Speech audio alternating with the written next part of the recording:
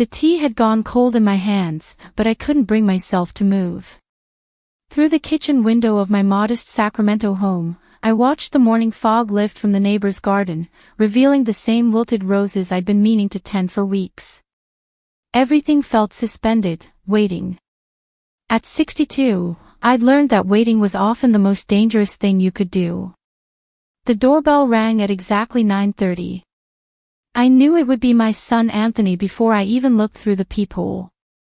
He had that particular way of standing, shoulders back, chin up, like he was about to deliver a boardroom presentation rather than visit his mother.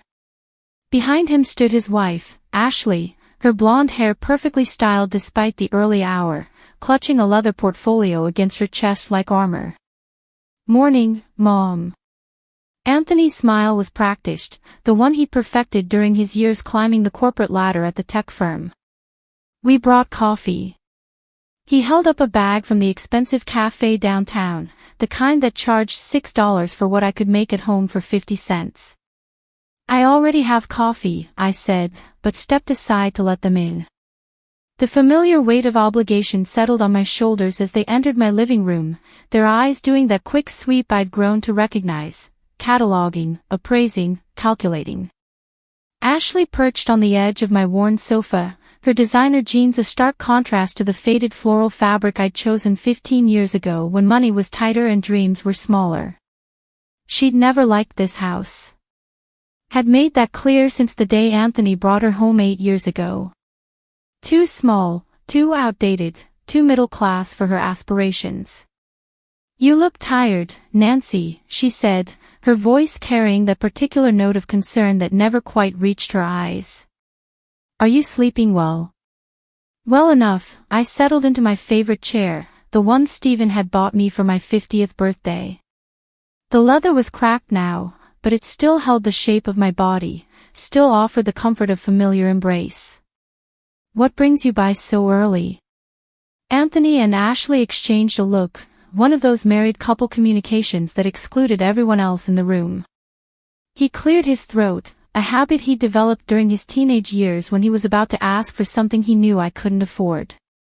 "We have some exciting news," he began, opening the portfolio Ashley had been clutching. "We found it, Mom. The perfect house." He pulled out a glossy brochure, the kind real estate agents use for million-dollar properties. The house sprawled across the pages like a movie set, all gleaming white columns, infinity pools, and ocean views that seemed to stretch into forever. Malibu. Of course, it was Malibu. "It's beautiful," I said. Because it was. It was also completely beyond anything I could have imagined for myself, even in my most ambitious dreams. 4 bedrooms, 5 bathrooms, private beach access. Ashley rattled off the features like a prayer. The children would have their own wing when they visit. The children, Anthony and Ashley's twins, Mark and Sandra, were barely 6 years old. They visited me twice a year, usually dragged along by their parents, who spent the entire time checking their phones and counting the minutes until they could leave. "It sounds wonderful," I said carefully. "I'm sure you'll be very happy there." Another look between them. This one sharper, more urgent. Anthony leaned forward, his hands clasped in that position he'd learned in business school, the one that said he was about to negotiate. "Here's the thing, Mom. We need a co-signer for the mortgage."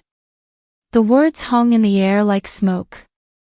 I felt something cold settle in my chest, a familiar weight I'd carried through too many conversations like this one. "A co-signer. It's just a formality," Ashley said quickly. "Anthony's income is more than sufficient. But with the housing market the way it is, banks are requiring additional security for loans over a certain amount." "How much?" I asked, though I already knew I didn't want to hear the answer. $550,000, Anthony said as if he were discussing the weather. "But like Ashley said, it's just a formality. You wouldn't actually be responsible for any payments." I looked at the brochure again, at the pristine white house that seemed to mock the modest surroundings of my own home. 50 years of careful saving, of choosing generic brands over name brands, of driving my Honda until it literally couldn't run anymore. 50 years of building something solid, something mine. I need to think about it, I said. Anthony's expression shifted, the practiced smile slipping just enough to reveal the impatience underneath. Think about what, Mom? It's a standard co-signer agreement. You're not actually paying anything. Then why do you need me to sign it? Because. He paused, glancing at Ashley again. Because you have equity in this house. Because you have savings. Because you're family. The word family hit differently coming from him. When had I last felt like family to them? When had I last been invited to their apartment for dinner or asked about my day or included in their plans for anything beyond financial necessity? I've worked very hard for what I have, I said quietly. Your father and we sacrificed a lot to build this security. Dad's been gone for 3 years, Mom. Anthony's voice carried an edge of irritation. He's not coming back to enjoy it. The cruelty of it took my breath away. Stephen had died of a heart attack at 59.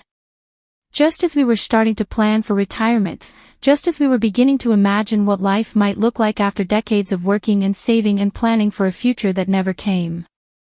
Anthony, Ashley said softly, placing a hand on his arm. But she didn't apologize for him. She never did. I stood up, my legs unsteady. I need you both to leave now.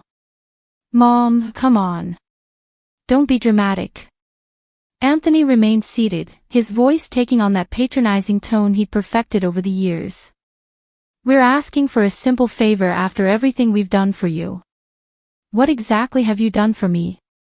The question came out harder than I'd intended, but I didn't soften it. When was the last time you visited when you didn't need something? When was the last time you called just to talk? We're busy, Mom. We have careers, children, responsibilities. We can't all sit around in empty houses feeling sorry for ourselves. The words landed like physical blows. I watched my son, the boy I'd raised, the man I'd supported through college, through his early career struggles, through the endless parade of needs and wants that had defined our relationship, and saw a stranger. Get out, I said. Nancy, please, Ashley started. Get out of my house. They left, but not before Anthony placed the mortgage papers on my coffee table. Think about it, Mom. We'll give you a few days to come around, but don't wait too long. The seller won't hold the property forever. The door closed behind them with a soft click, leaving me alone with the glossy brochure and the stack of legal documents that would sign away my financial security, my peace of mind, my future. I picked up the papers, scanning the dense legal language until I found the number that made my hands shake. $550,000. Not a formality, not a simple favor, a mortgage that would make me responsible for more money than I'd ever seen in my life. The phone rang. For a moment, I thought it might be Anthony calling to apologize, to explain, to somehow make this right. But the caller ID showed my neighbor's number. Sandra Waters, the widow who lived 3 doors down. Nancy, Sandra's voice was warm, concerned. I saw your son leave. You look upset. Through the window, I could see Sandra standing in her own kitchen, phone pressed to her ear, watching me with the kind of attention that came from genuine care rather than calculation. I'm fine, I said automatically, then stopped. When had I started lying to the people who actually cared about me? Actually, no. I'm not fine. Come over, Sandra said simply. I'll make fresh coffee. Real coffee, not that overpriced stuff from downtown. I looked at the mortgage papers one more time, then left them on the table and walked out my front door. For the first time in months, I didn't look back. But as I crossed the street to Sandra's house, I felt something shift inside me, a hardening, a crystallization of resolve I hadn't felt since Stephen's funeral. My son had made a choice today. He'd chosen to see me as a resource rather than a person, a bank account rather than his mother. Now I would have to make a choice, too. The question was, would I choose to be the woman who gave in, who sacrificed her security for the sake of keeping peace, or would I choose to be someone else entirely? Sandra's kitchen smelled like cinnamon and real coffee, the kind Stephen used to grind fresh every morning. She'd set out her good china, the delicate blue and white pattern she'd inherited from her grandmother. And there was something about the ritual of it that made my chest loosen for the first time in hours. "Sit," she said, pointing to the chair by the window. "And tell me what that son of yours has done now." I'd known Sandra for 8 years, ever since she'd moved in after her husband passed. We developed the kind of friendship that grew slowly, built on shared morning walks and borrowed cups of sugar, on the understanding that came from two women who'd learned to navigate the world without their husband's steady presence. "He wants me to co-sign a mortgage," I said, accepting the cup she offered. $550,000. Sandra's hand stilled halfway to her own cup. "For what?" "A beach house in Malibu. 4 bedrooms, 5 bathrooms, private beach access." The words tasted bitter. "He says it's just a formality." "Nothing involving that much money is ever just a formality." Sandra's voice carried the authority of someone who'd spent 40 years as a high school principal dealing with teenagers who thought they could charm their way out of consequences. "What did you tell him?" "I told him I needed to think about it. Then I told him to leave." "Good." Sandra settled into her chair, her gray eyes sharp with attention. "What does your gut tell you?" My gut. When had I stopped listening to that? When had I started believing that my instincts were somehow less valid than my son's confidence, his wife's polished certainty? "My gut tells me this is wrong," I said quietly. "That if I sign those papers, I'll lose everything Stephen and I worked for." "Then why are you even considering it?" The question hung between us like a challenge. Why was I considering it? Because he was my son. Because I'd spent 33 years prioritizing his needs over my own. Because the alternative, saying no, setting a boundary, risking his anger, felt more terrifying than financial ruin. Because I'm tired, I admitted. I'm tired of fighting with him. I'm tired of being the bad guy every time he asks for something I can't give. Sandra reached across the table and covered my hand with hers. Her skin was warm, steady.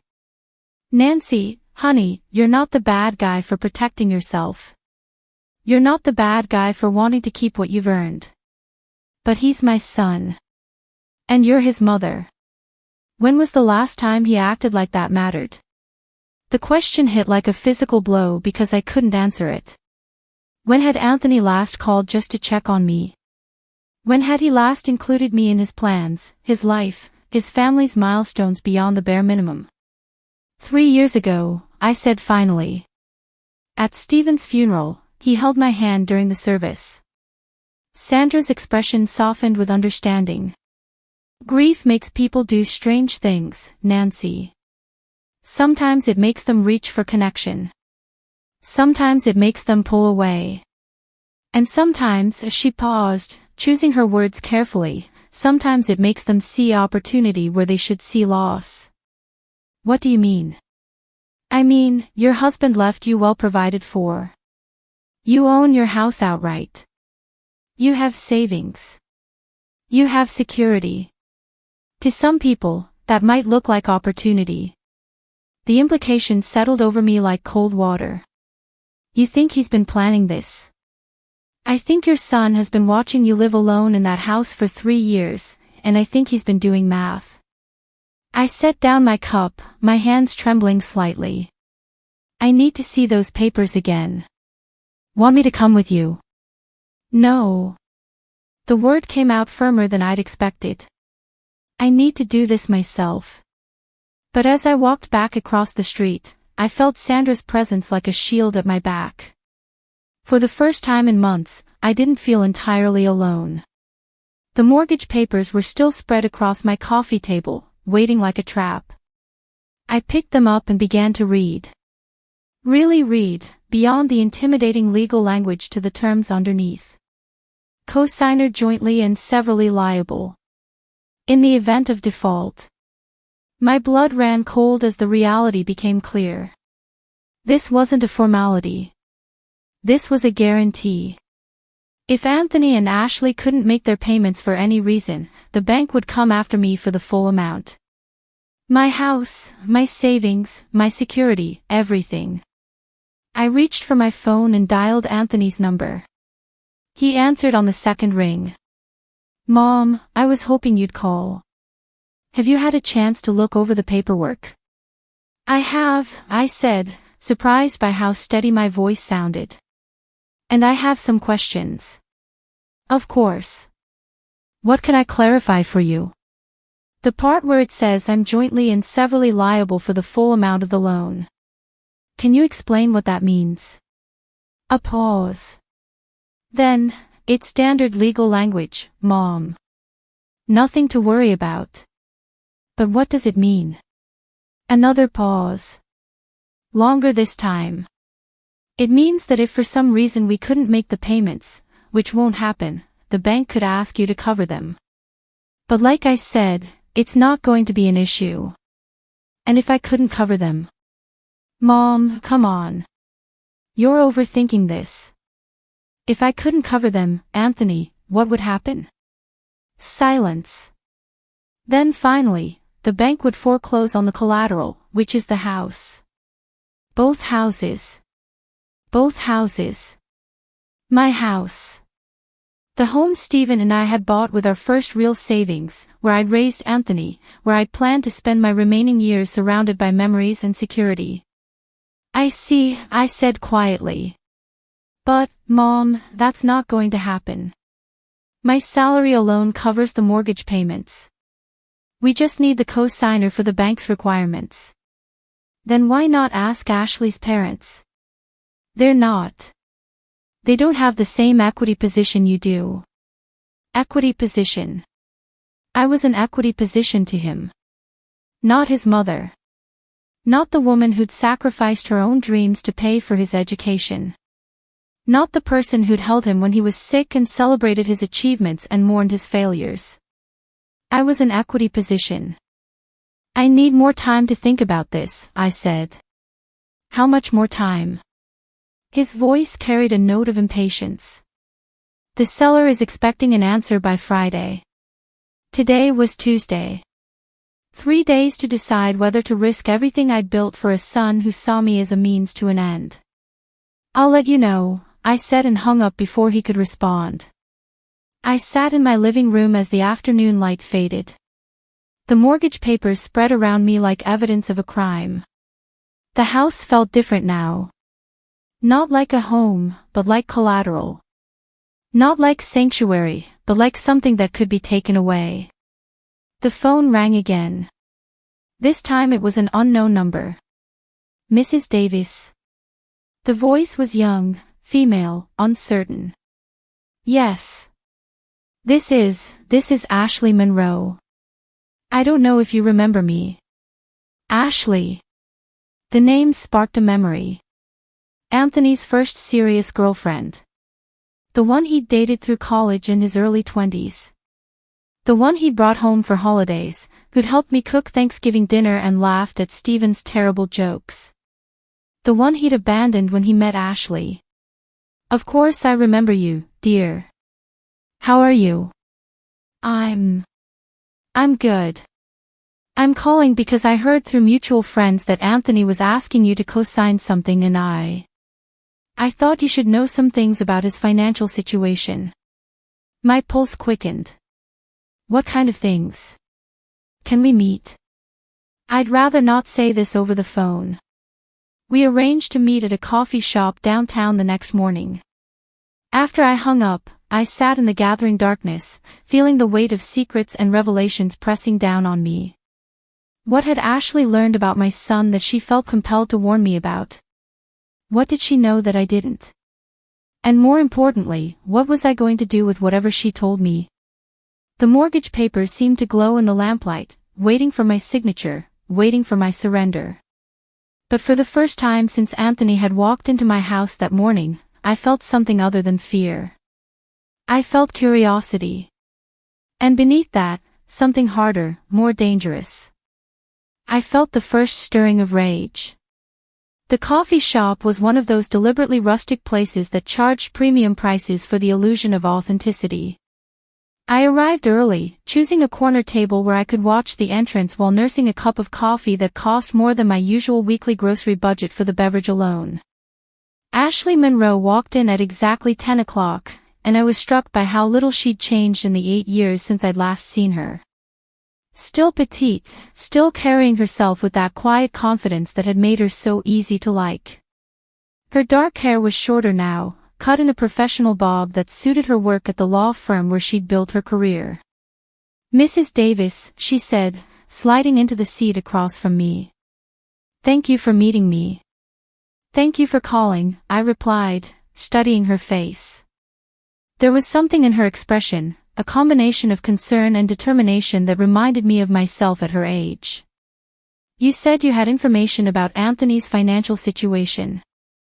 She nodded, then glanced around the cafe as if making sure we weren't being overheard. "I should probably start by saying that I don't have any ill will toward Anthony. What we had was a long time ago, and I've moved on. But when I heard what he was asking you to do..." "How did you hear about it?" "I work at Morrison Klein and Associates. We handle real estate transactions for several high-end properties in the area. The Malibu house Anthony is trying to buy. We're not representing him, but we know the property. And we know the seller." My stomach tightened. "What about the seller?" "The seller is a client of ours. Has been for years. Let's just say, he's particular about who he sells to. He runs credit checks, background checks, employment verification, the works. And..." Ashley pulled out her phone and showed me a screenshot of what looked like a credit report. "Anthony's application was declined 3 weeks ago." The words hit me like a physical blow. Declined. His debt-to-income ratio is too high. He's carrying significant credit card debt. A car loan that's upside down. And he's already missed 2 mortgage payments on his current condo. The room seemed to tilt around me. He told me his salary could easily cover the mortgage payments. His salary might be able to cover them, but his existing obligations make it impossible. The bank won't approve him for additional credit without a co-signer who can guarantee the full amount. So he needs me to get approved at all. That's right. And Mrs. Davis. Ashley leaned forward, her voice dropping to almost a whisper. The seller's agent told us that Anthony already put down a non-refundable deposit of $50,000. If he can't secure financing by Friday, he loses that money.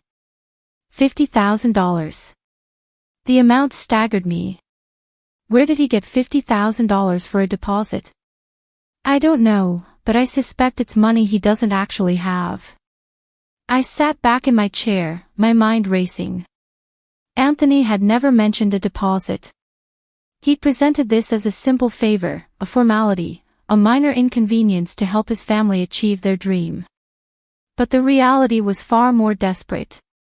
He'd already committed money he couldn't afford to lose, and now he needed me to save him from financial catastrophe. There's something else, Ashley continued. I did some digging. Nothing illegal, just public records.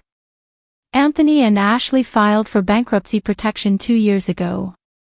It was discharged, but the debts they've accumulated afterward suggest they haven't changed their spending habits. Bankruptcy. The word came out as a whisper.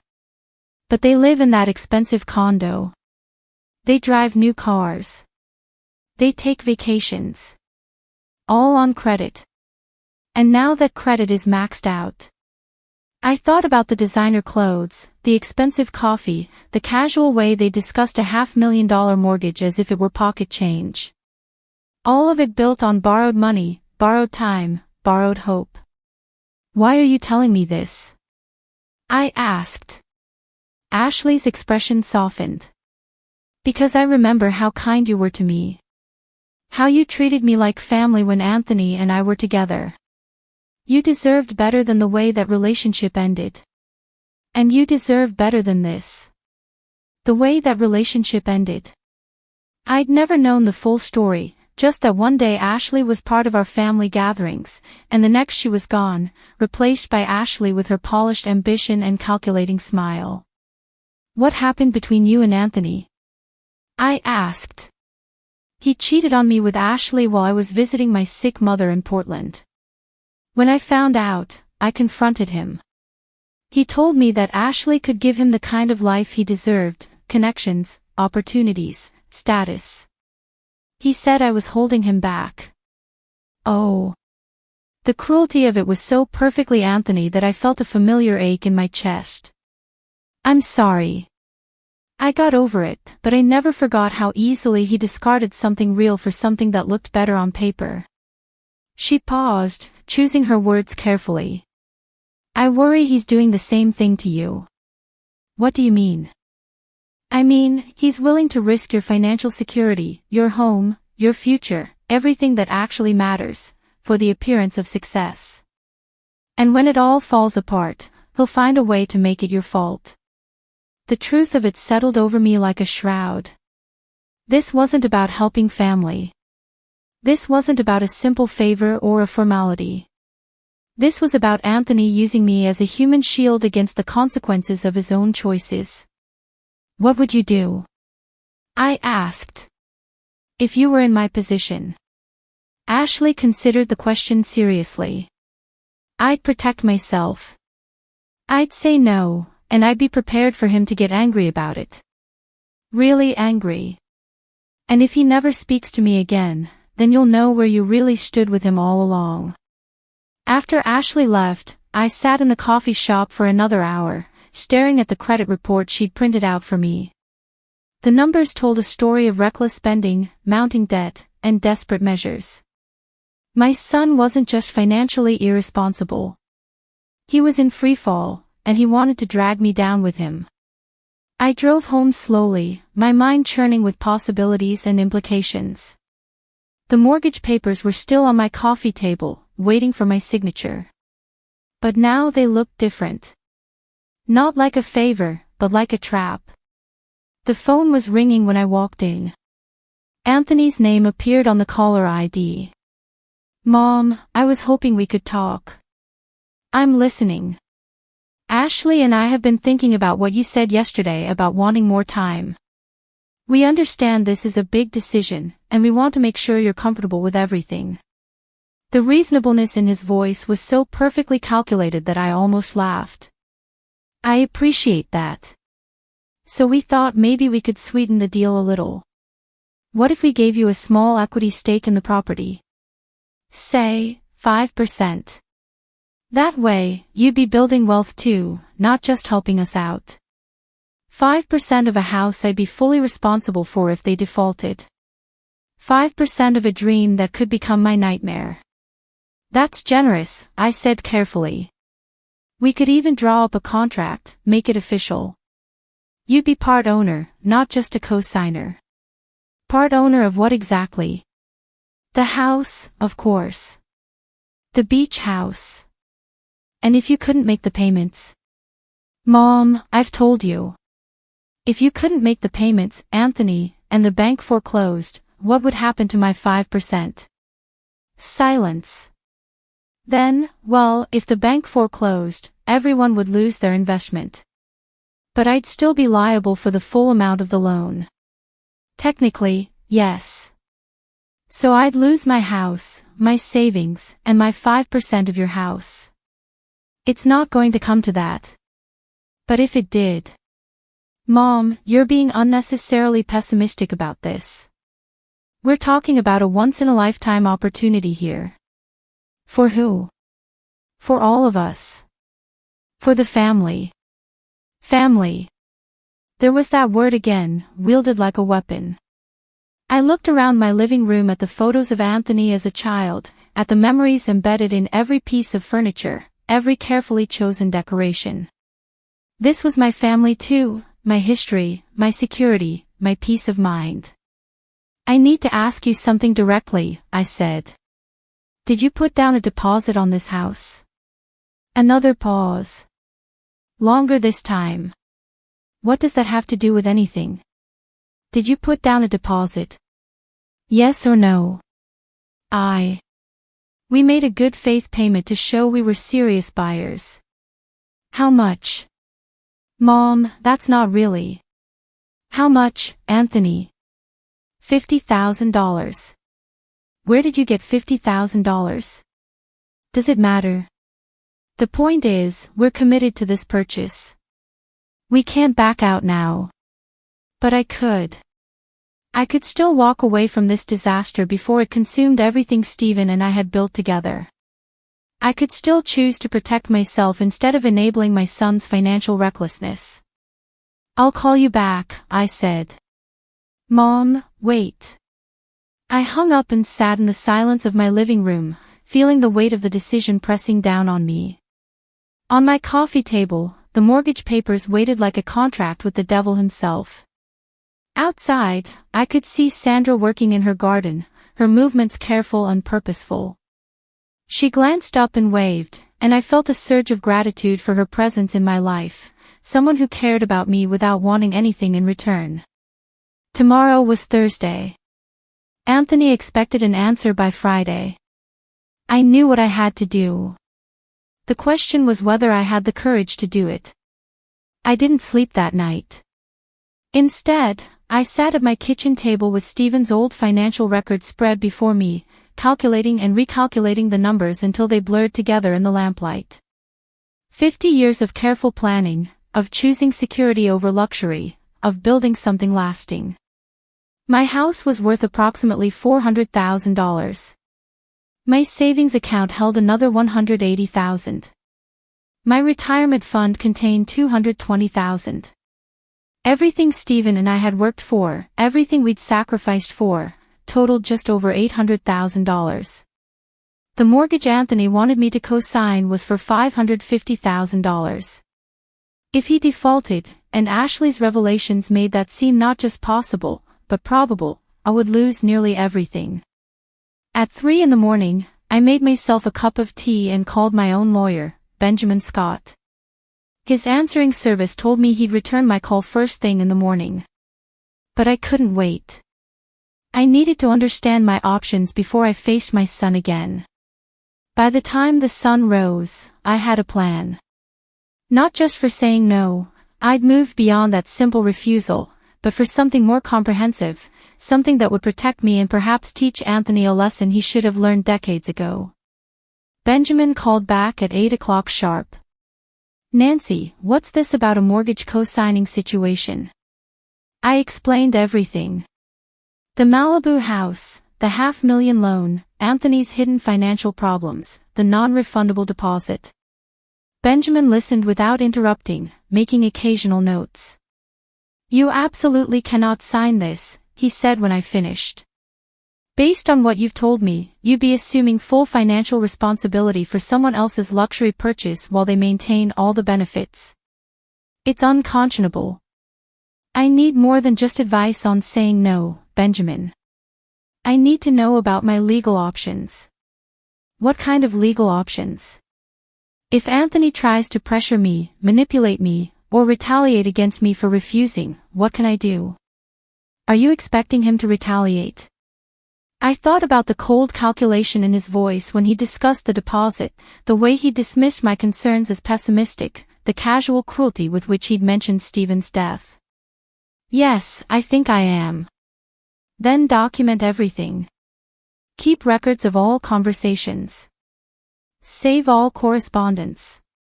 If he makes threats or engages in harassment, we'll have grounds for a restraining order. What about his access to my finances? Could he somehow force me to co-sign? Not legally, no. But Nancy, if you're worried about your son's potential behavior, maybe we should discuss other protective measures, powers of attorney, healthcare directives, that sort of thing. I'm more concerned about him having keys to my house. There was a pause. Does he have keys to your house?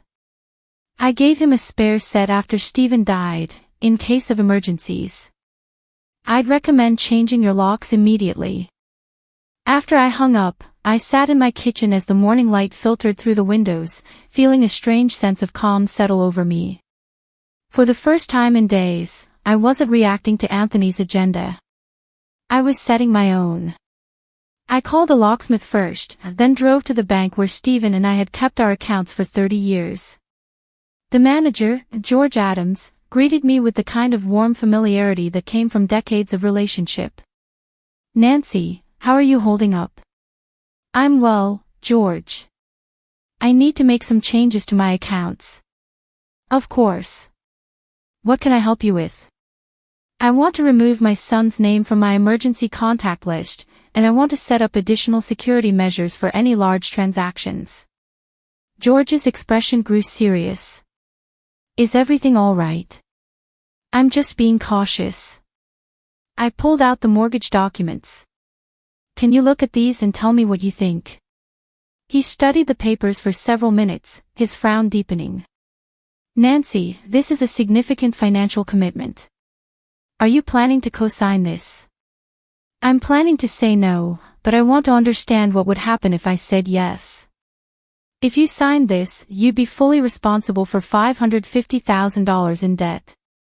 If the primary borrowers defaulted, we'd come after you for the full amount plus interest and penalties. And if I couldn't pay, we'd foreclose on any collateral you'd pledged, which according to this document would include your home, and pursue garnishment of your other assets. Including my retirement accounts." "Potentially, yes." I nodded, filing away the information. "Can you set up a flag on my account?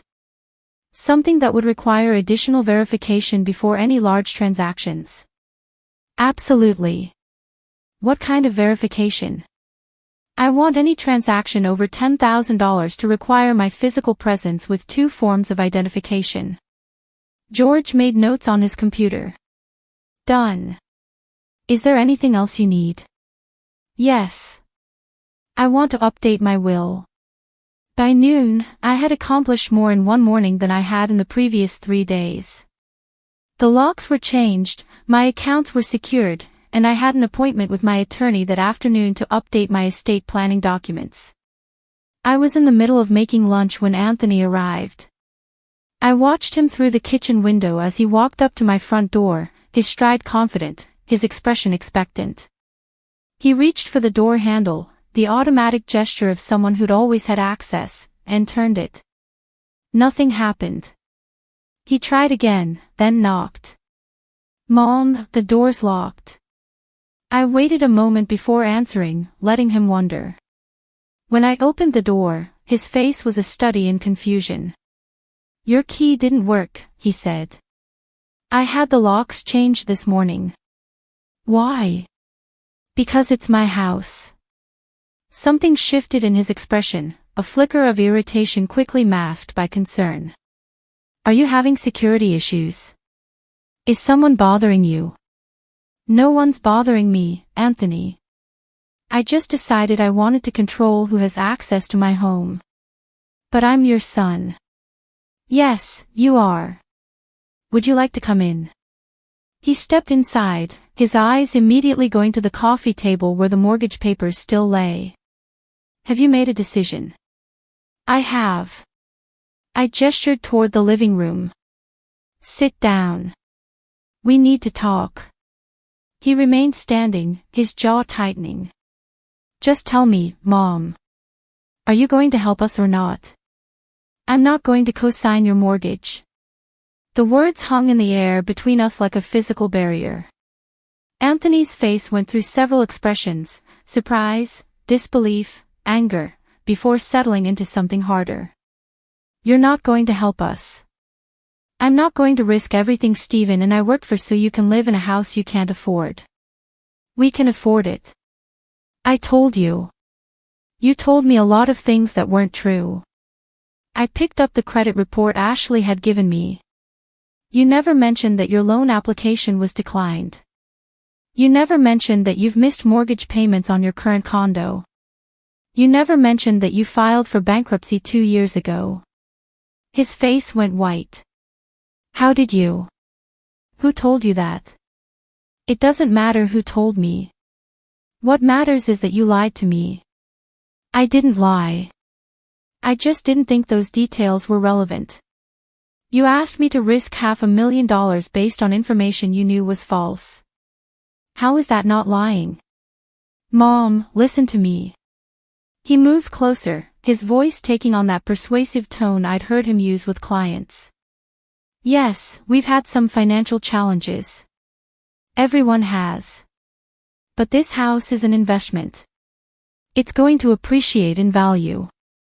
We're not just asking you to help us. We're offering you an opportunity to build wealth. An opportunity to lose everything I have. You're being paranoid. I'm being realistic. And I'm being final.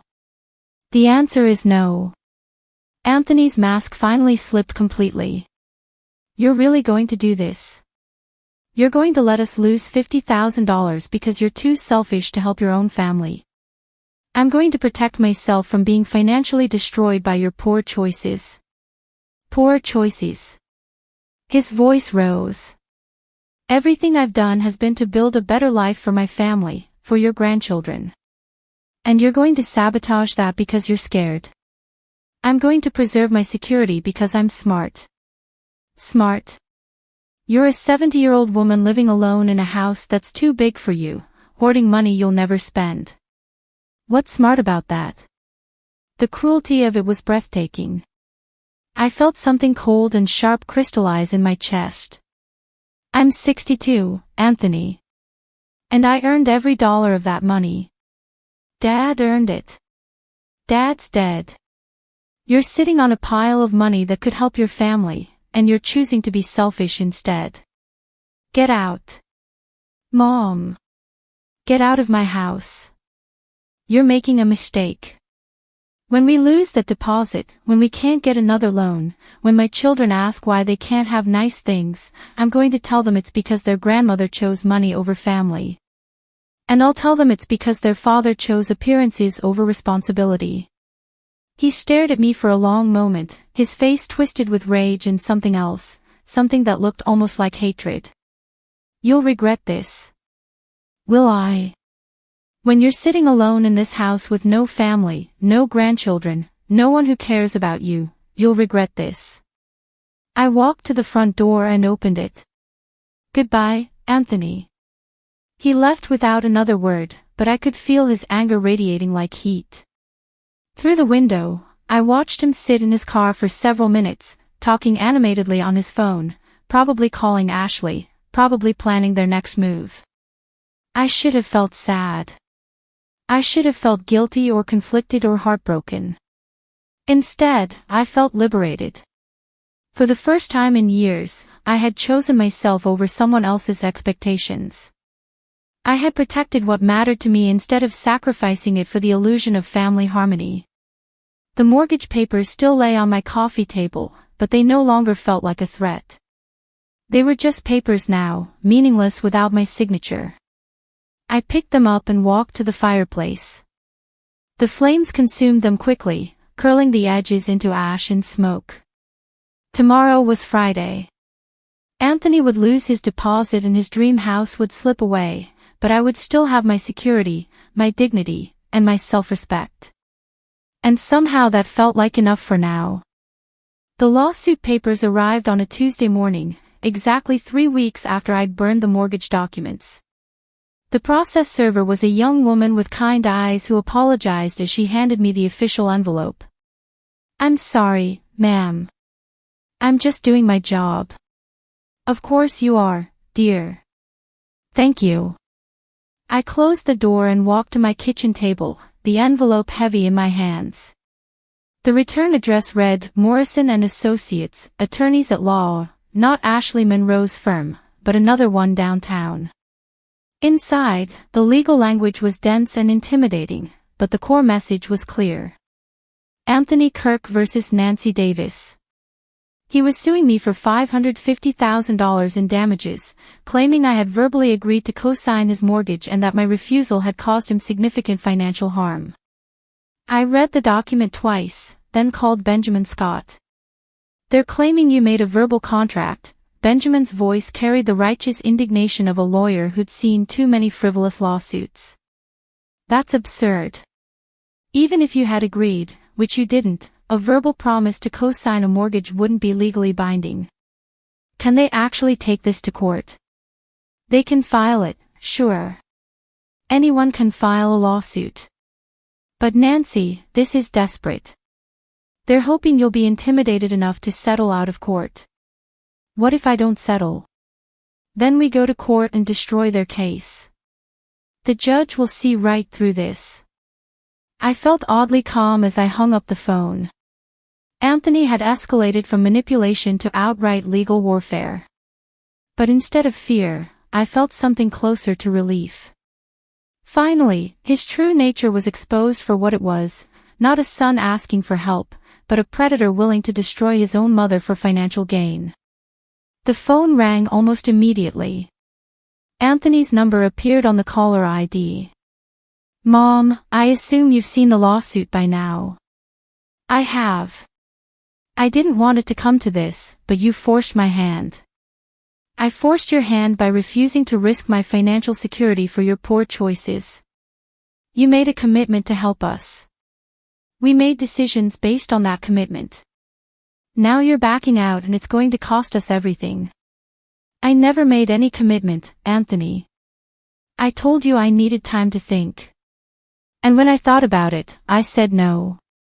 You said you'd help family. You said you understood how important this was to us. I said I'd consider it. Considering something isn't the same as agreeing to it. Tell that to the judge." "I will." The confidence in my voice seemed to surprise him.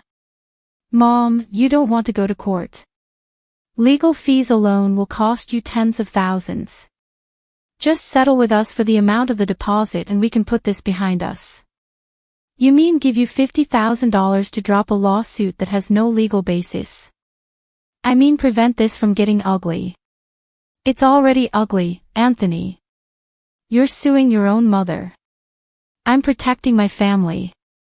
"No, you're trying to extort money from me because you gambled with money you didn't have and lost. I'm trying to hold you accountable for your promises. Then I'll see you in court."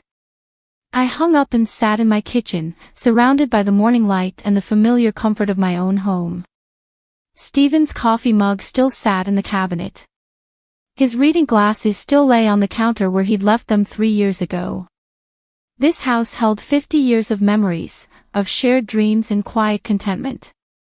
Anthony was willing to destroy all of that for a beach house he couldn't afford, but I wasn't going to let him. Sandra appeared at my back door an hour later, carrying a plate of homemade cookies and wearing an expression of fierce determination. "I heard about the lawsuit," she said, settling into the chair across from me. "The whole neighborhood's talking about it. I'm sorry it's become public. Don't you dare apologize. That boy should be ashamed of himself, dragging his mother to court like some common criminal. He thinks he can intimidate me into giving him money. And can he?" I looked at my friend, this woman who'd stood by me through Stephen's death, through the lonely years that followed, through the gradual realization that my son saw me as a resource rather than a person. Her loyalty was freely given, no strings attached, no hidden agendas. "No," I said firmly. "He can't." "Good. Because I have something that might help." She pulled out a manila folder. "I've been asking around about Anthony and Ashley. Turns out they're not as discreet as they think they are." Inside the folder were photographs, printouts from social media, mostly Anthony and Ashley at expensive restaurants, designer shopping bags visible in their car, vacation photos from Paris and Rome and Hawaii. All dated within the past year, all during the time when Anthony claimed they were struggling financially. "This is from Ashley's Instagram account," Sandra said, pointing to a photo of Ashley wearing what looked like $1,000 dress. 2 weeks ago. And this one shows them at that new sushi place downtown that charges $300 per person. Where did you get these? My granddaughter helped me. She's good with computers. Sandra's smile was sharp. Turns out Ashley posts everything online. Every purchase, every meal, every vacation. She's been living like a millionaire while claiming poverty. I stared at the photos, feeling pieces of a puzzle clicking into place. They've been spending money they don't have, documenting it all online, and then asking me to bail them out. That's not even the best part. Sandra pulled out another set of papers. I also found their bankruptcy filing from 2 years ago. It's public record. Want to know what they listed as their reason for financial distress? Tell me. Medical expenses. Specifically, medical expenses related to fertility treatments. I frowned. But they have twins, Mark and Sandra. Exactly. They claimed they needed bankruptcy protection because of medical bills they incurred trying to have children, but they already had children. They lied to the bankruptcy court about their circumstances. The implications hit me like a physical blow. They committed fraud. It looks that way to me. And if they lied to the bankruptcy court, what makes you think they're telling the truth now? I studied the documents spread across my kitchen table, the lawsuit, the photographs of the bankruptcy filing. Together, they painted a picture of two people who'd built their entire lifestyle on deception and financial manipulation. Sandra, I need to ask you something. If this goes to court, if I need character witnesses, people who can speak to my integrity and my relationship with Anthony, I'll be there, she said immediately. And so will half the neighborhood. We've all watched how he treats you, Nancy. We've all seen how he only comes around when he needs something. It might get ugly. It's already ugly. But you're not alone in this. The court date was set for 6 weeks later. In the meantime, my lawyer began building what he called a comprehensive defense strategy. We documented every interaction I'd had with Anthony, every lie he'd told, every manipulation he'd attempted. Ashley Monroe provided an affidavit detailing Anthony's financial deception. The bank manager testified that Anthony's loan application had been declined due to his credit history. But the most damaging evidence came from an unexpected source. 5 days before the trial, I received a call from a woman named Caroline Finney, who identified herself as Anthony's former colleague at the tech firm. Mrs. Davis, I've been following your case in the news, and I feel I need to tell you something about your son. What is it? Anthony was fired from his job 2 months ago. Not laid off, not downsized, fired for falsifying expense reports. My blood ran cold. He's been fired. He was submitting fake receipts for business expenses, inflating his reimbursements. When they caught him, they terminated him immediately and reported it to the police. Are there charges pending? I don't know about criminal charges, but I know the company is considering civil action to recover the money he stole. After I hung up, I sat in my living room as the full scope of Anthony's deception became clear. He'd been fired for theft, was facing potential criminal charges, had no steady income, and was drowning in debt. The Malibu house wasn't just a dream, it was a desperate attempt to maintain an illusion of success while his entire life collapsed around him. And he'd been willing to destroy me to save himself. The night before the trial, I couldn't sleep. I walked through my house, touching the furniture Stephen and I had chosen together, looking at the photographs that chronicled our life together and Anthony's childhood. In one picture, Anthony was maybe 8 years old, grinning toothlessly at the camera while Stephen helped him build a treehouse in our backyard. When had that laughing boy become the man who was willing to sue his own mother? When had love become leverage? When had family become a weapon? I didn't have answers to those questions. But I knew that tomorrow, in a courtroom downtown, I would face the son I'd raised and refuse to be his victim one final time. The mortgage papers were long since burned to ash. Anthony's lawsuit would meet the same fate, and I would still be standing when it was all over. Because I had learned something important in these past months. I was worth protecting. My security, my dignity, my peace of mind, they mattered. They were worth fighting for, and tomorrow I would prove it. The courthouse felt colder than I expected, even though it was spring. I held Sandra's hand as we walked through the crowd of reporters and curious onlookers. I'd worn my navy blue suit, the same one I'd bought for Stephen's funeral. It felt like armor now. My son sat across the aisle, stiff in a gray suit that didn't fit quite right. He looked older than I remembered, but not wiser. Ashley wasn't there. Maybe shame finally caught up with her. Or maybe she just didn't care. The judge entered right at 9 o'clock sharp, no nonsense. His voice had that clipped tone of someone who didn't suffer fools. When he looked at Anthony's claim, he raised an eyebrow and muttered, a family dispute or a thinly veiled extortion. The whole courtroom went quiet. Anthony testified first. He tried to sound wounded, said I'd promised to help and then betrayed him. He even forced a few tears. But under cross-examination, he couldn't answer the simplest questions. He had no emails, no text messages, no written promises, because there weren't any. I never made one. Then it was my turn. Walking to the witness stand, I could feel every eye in the room on me. But I didn't shake. I didn't stammer. I looked straight at the judge and I told the truth. I'm not here to punish my son, I said. I'm here because he tried to punish me for saying no. I spent my life sacrificing, saving, providing. I buried my husband too young and raised our son to believe in responsibility. But somewhere along the line, he learned entitlement instead. When I finished, I felt something shift.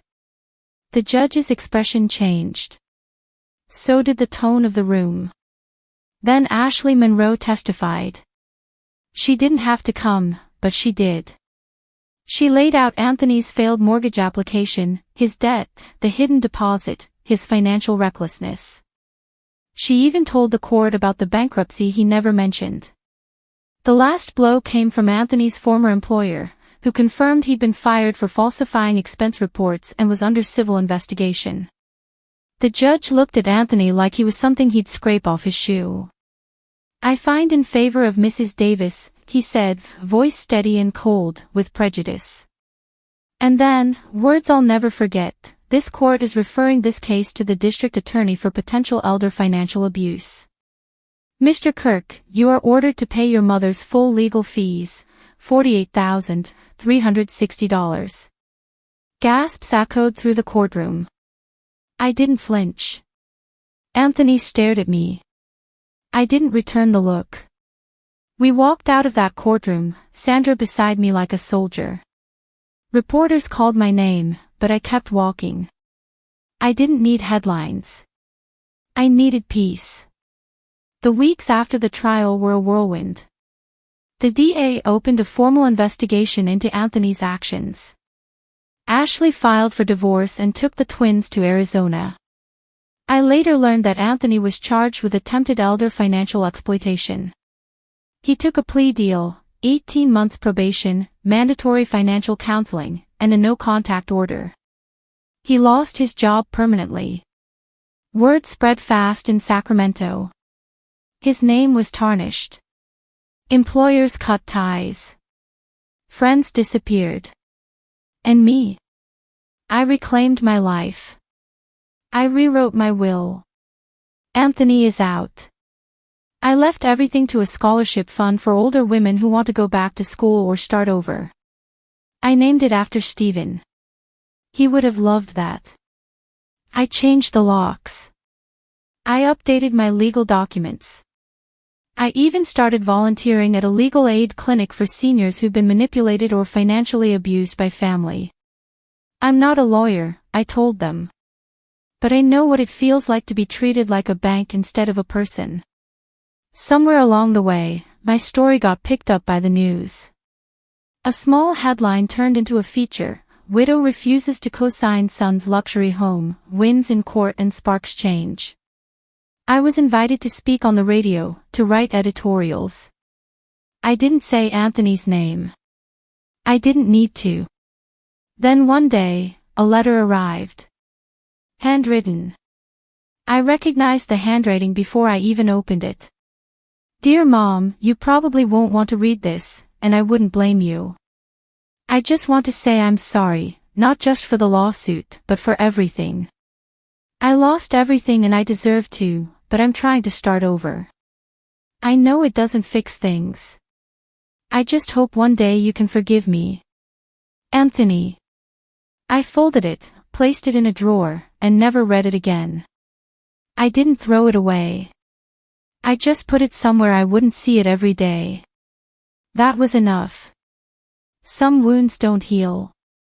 Not completely. But they do stop bleeding.